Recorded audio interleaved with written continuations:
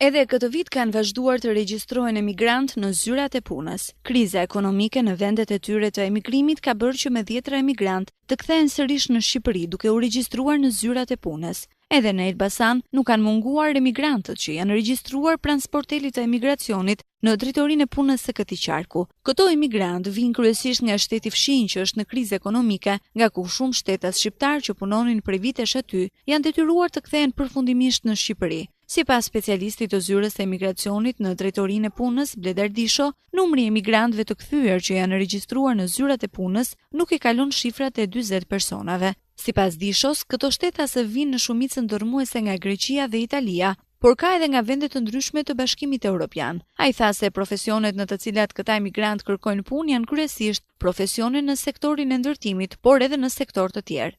Për vitin 2013 janë regjistruar rreth 35 deri në momentin që po flasim. Këto regjistrime bëhen në zbatim të strategjisë kombëtare për riintegrimin e emigrantëve të kthyer nga jashtë.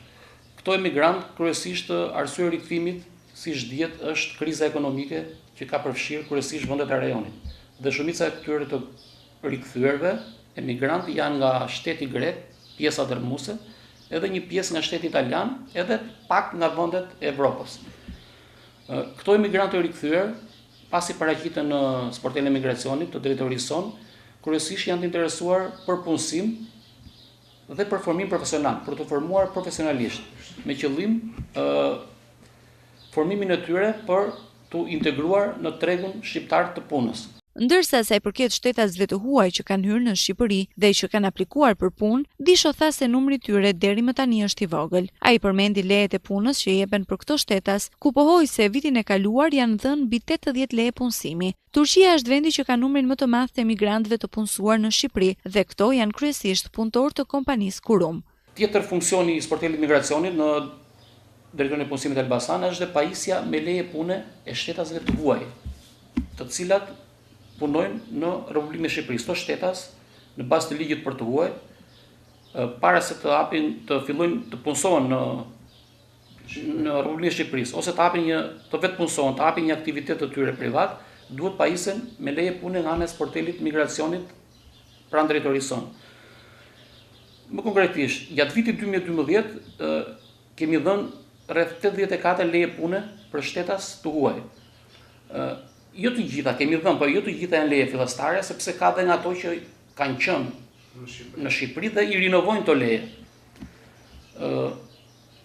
Derisa gjatë vitit 2013 në vazhdim deri në muajin maj janë dhënë 63 leje pune për të huaj. Kuptohet dhe këto të gjitha nuk janë fillestare, por ka që janë pajisur për herë të parë, ka që i kanë rinovuar lejet ekzistuese.